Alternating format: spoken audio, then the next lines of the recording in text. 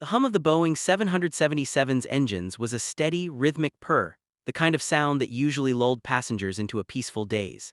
In first class, the atmosphere was typically one of hushed luxury, the soft clink of silverware against porcelain, the rustle of high thread count blankets, and the occasional murmur of a flight attendant offering a vintage Chardonnay. Elias Thorne sat in 4B, his large frame tucked somewhat uncomfortably into the plush leather seat.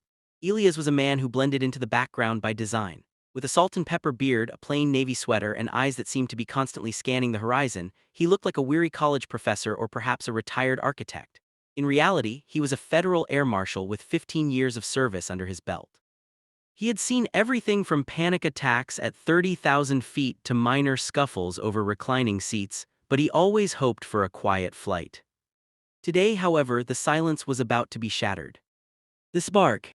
The trouble began before the fasten seatbelt sign had even flickered off. It started with a woman in 2A, whom the internet would later immortalize as Aviation Karen. Her name, according to the manifest, was Mrs. Beatrice Vanderbilt, a name that sounded as expensive as the oversized designer sunglasses she refused to take off even inside the cabin.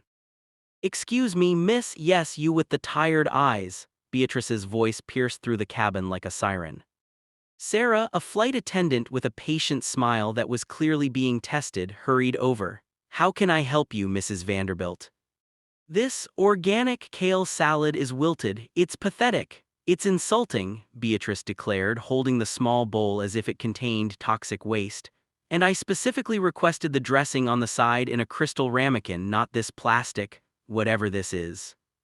"I apologize, ma'am," Sarah said softly. "Due to the short catering window, some items were packaged differently today. I can see if we have an alternative for you." "An alternative? I paid $6,000 for this seat so I wouldn't have to deal with alternatives. I want what I ordered and I want it now. Go back to your little kitchen and fix it."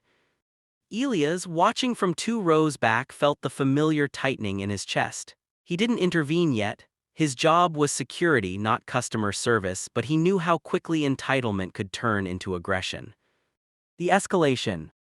Over the next hour, Beatrice's behavior shifted from demanding to downright hostile. She complained about the temperature. She complained about the loud breathing of the passenger next to her. She even demanded that the pilot fly around the clouds because the slight turbulence was making her mimosa swirl too much. The breaking point came when Sarah politely informed Beatrice that the bar was closing for the initial descent into London Heathrow.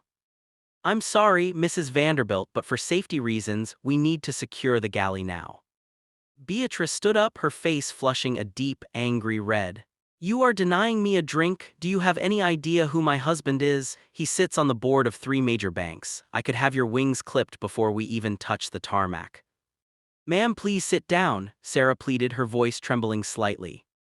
"Don't tell me what to do, you glorified waitress," Beatrice screamed. The entire first-class cabin went silent. Even the passengers in economy, separated by a thick curtain, began to peer through the gap.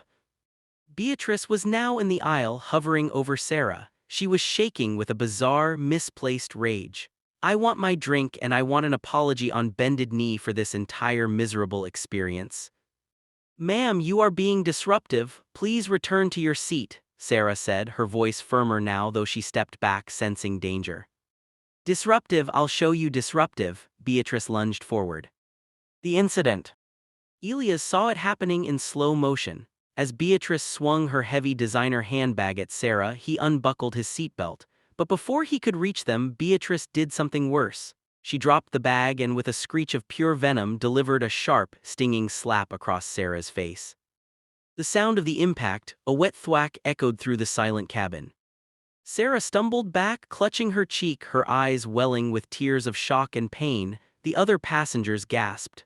A young man in 3C started filming with his phone. Beatrice didn't look remorseful, she looked triumphant. "Maybe that will teach you some respect," she spat. That was when Elias moved. He didn't run, he moved with a grounded, predatory efficiency that didn't belong to a college professor. In 3 strides, he was in the aisle. "Ma'am, that's enough," Elias said. His voice wasn't loud, but it had a resonant authority that seemed to vibrate the floorboards. Beatrice turned on him, her eyes wide and crazed. "And who are you, her boyfriend? Get back in your seat, old man, before I make sure you never fly this airline again." Elias didn't flinch. He reached into his pocket and produced his badge, holding it steady so she could see the gold glinting under the LED lights. "Federal Air Marshal, you are under arrest for the assault of a flight crew member and interference with a flight crew's duties. These are federal offenses." For a split second, Beatrice looked stunned, but the Karen in her was too deep-seated to surrender. She didn't see a lawman, she saw an obstacle. "Federal Air Marshal, please, you probably bought that at a costume shop. Get out of my way." She raised her hand again, this time aiming for Elias. The next move. This was the moment everyone held their breath for. They expected a struggle, they expected a shouting match, they expected chaos. Instead, Elias showed the mastery of his training. As Beatrice's hand came down, he didn't strike back. He didn't even look angry. With a lightning-fast movement, he caught her wrist midair. With his other hand, he reached into his small tactical pouch and pulled out a pair of heavy-duty flex cuffs. In one fluid motion, a blur of precision, he spun her around. He didn't use excessive force, but he used leverage that made it impossible for her to resist. Within 3 seconds, Beatrice Vanderbilt was doubled over against the bulkhead, her hands securely bound behind her back. But that wasn't the move. Beatrice began to scream bloody murder. "Assault! I'm being kidnapped! Help me, he's hurting me." Elias leaned in close to her ear. He spoke in a calm, conversational tone that was somehow more terrifying than a shout. "Mrs. Vanderbilt, every word you say is being recorded by at least 6 smartphones in this cabin. You have the right to remain silent. I strongly suggest you exercise that right because right now you're looking at 10 years in a federal penitentiary. Do you want to make it 20? Beatrice choked on her next scream. The realization of the federal part of his title finally hit her like a bucket of ice water. She went limp, the fire in her eyes replaced by a cold, soul-crushing fear. Elias then turned his attention to Sarah. He didn't ignore the victim to gloat over the perpetrator. He took a clean linen napkin from a nearby tray, dipped it in a glass of cold water, and handed it to the shaking flight attendant. "Are you okay, Sarah?" he asked softly. I think so," she whispered, taking the napkin. "You handled yourself with incredible grace," Elias said. "I've got her now, she won't hurt you or anyone else again." Then Elias did something the passengers didn't expect. He addressed the entire cabin. "Ladies and gentlemen, I apologize for the disruption. This individual will be met by authorities upon landing. In the meantime, I believe this young lady," he gestured to Sarah, "deserves our thanks for doing her job under impossible circumstances. And since Mrs. Vanderbilt won't be needing her first-class seat anymore, perhaps we can find a way to make the rest of the flight more comfortable for everyone else." Elias escorted Beatrice to the very last row of the plane, the jump seats near the lavatories where he sat her down and strapped her in with an auxiliary belt. He sat in the seat next to her, opening a book as if he were merely waiting for a bus. The standing ovation. As Elias walked back through the first-class cabin to grab his jacket, the young man who had been filming stood up. He began to clap. Then the woman in 5A stood up. Within seconds, the entire first-class section was on its feet. The applause spread through the curtain into economy. It wasn't just a polite clap, it was a roar of approval. People were cheering not just for the takedown of a Karen, but for the restoration of order and decency. They were cheering for the man who didn't use a badge to be a bully but used it to protect someone who couldn't protect herself. Sarah, now standing with her chin held high, looked at Elias with profound gratitude. The red mark on her cheek was still there, but her smile was genuine. The resolution. The rest of the flight was the quietest Elias had ever experienced.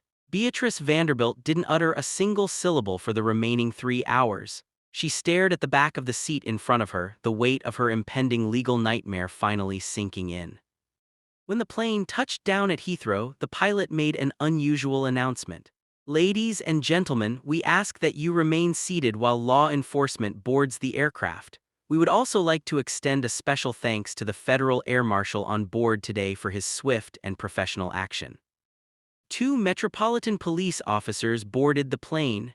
When they saw Beatrice in cuffs, they didn't offer her a seat or a glass of water. They hoisted her up and led her off the plane in silence. As Elias prepared to disembark, Sarah caught up to him at the galley. "Thank you, Elias," she said. "Most people just watch or film. Thank you for doing something." Elias gave her a small, humble nod. "It's what I signed up for, Sarah, take care of that cheek." As he walked through the terminal, fatting once again into the crowd of travelers, Elias felt the familiar ache in his back from the long flight. He was just a man doing a job. But for the people on that flight, he was the hero who reminded them that at 30,000 feet, entitlement has no wings and kindness, backed by a little bit of steel, always wins. The video of the incident went viral by the time Elias reached his hotel. The headlines all said the same thing: screaming Karen slaps Air Marshal in first class, his next move gets a standing ovation. Elias didn't watch the video, he didn't need to. He just turned off his phone, closed his eyes, and finally enjoyed the silence.